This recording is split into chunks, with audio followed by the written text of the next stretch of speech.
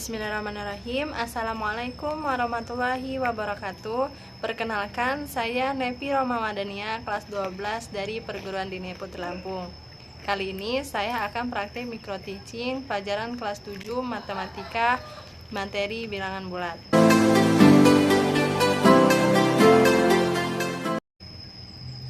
Ada yang tahu apa itu bilangan bulat? Bilangan bulat adalah bilangan yang terdiri dari bilangan positif, bilangan negatif, dan bilangan nol. Jika digambarkan dalam garis bilangan, maka ia akan seperti gambar di samping. Pada gambar, bilangan positif itu terletak di bagian kanan, di antaranya 1, 2, 3, dan seterusnya. Bilangan negatif terletak di bagian kiri, di antaranya negatif 1, negatif 2, negatif 3. Bilangan 0 terletak di bagian tengah-tengah antara bilangan positif dan bilangan negatif. Sampai di sini, apakah sudah paham mengenai pengertian bilangan bulat? Kita lanjutkan dengan macam-macam bilangan bulat. Bilangan bulat terdiri dari 5 bilangan. Yang pertama, bilangan cacah. Yang kedua, bilangan asli. Yang ketiga, bilangan genap.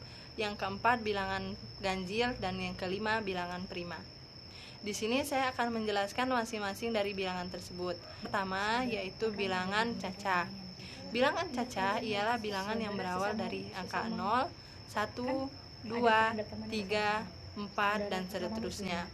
Yang kedua yaitu bilangan asli. Bilangan asli yaitu bilangan yang dimulai dari angka 1, 2, 3, 4, 5, dan seterusnya. Yang ketiga yaitu bilangan genap, bilangan yang habis dibagi 2, diantaranya 2, 4, 6, 8, dan seterusnya. Yang keempat yaitu bilangan ganjil. Bilangan ganjil adalah bilangan yang tidak habis dibagi 2 atau sisa, diantaranya 3, 5, 7, 9, dan seterusnya. Yang terakhir yaitu bilangan prima, adalah bilangan yang habis dibagi dengan bilangan itu sendiri. Di antaranya 2, 5, 7, 11, dan 13, dan seterusnya. Itulah tadi macam-macam dari bilangan bulat.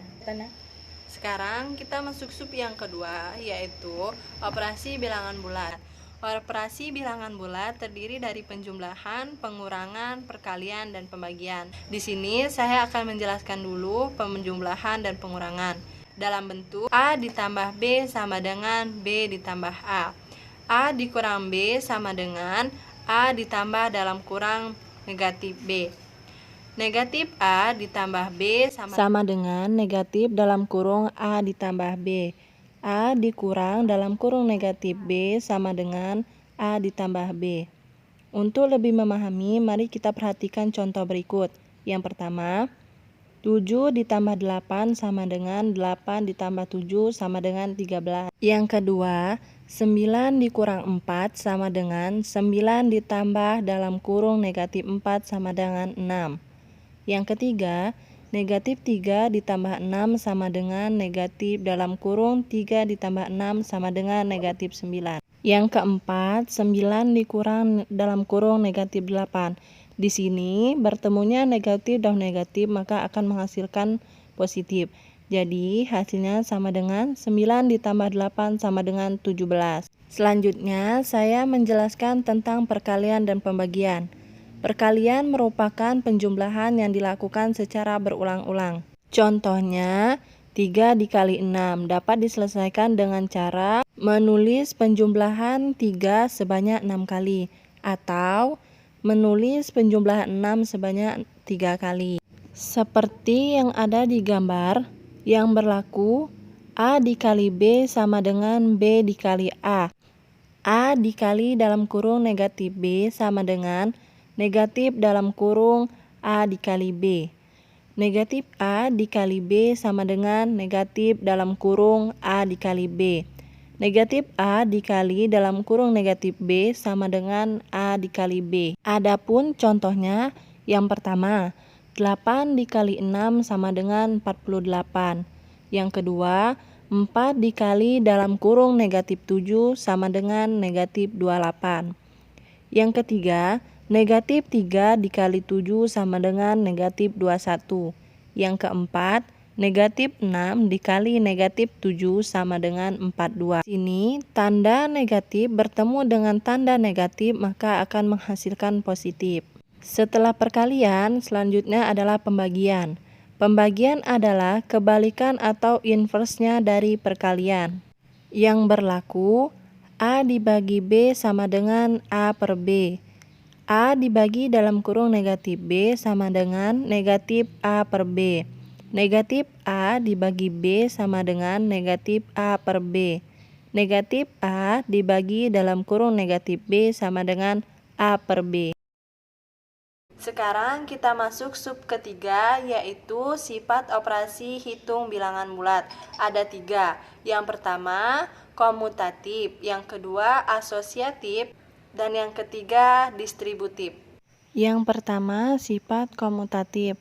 Sifat komutatif adalah sifat pertukaran tempat yang berlaku A ditambah B sama dengan B ditambah A, atau A dikali B sama dengan B dikali A. Di sini hanya berlaku pada penjumlahan dan perkalian. Contohnya, 3 ditambah 2 maka hasilnya akan sama 2 ditambah 3. Atau 4 dikali 6 maka hasilnya akan sama 6 dikali 4. Sama-sama 24. Yang kedua, sifat asosiatif atau pengelompokan. Dengan catatan yang berada dalam kurung dikerjakan terlebih dahulu. Yang berlaku A ditambah dalam kurung B ditambah C sama dengan dalam kurung A ditambah B ditambah C. Contohnya, 4 ditambah dalam kurung 3 ditambah 6 sama dengan dalam kurung 4 ditambah 3 ditambah 6. Yang ketiga, distributif atau penyebaran.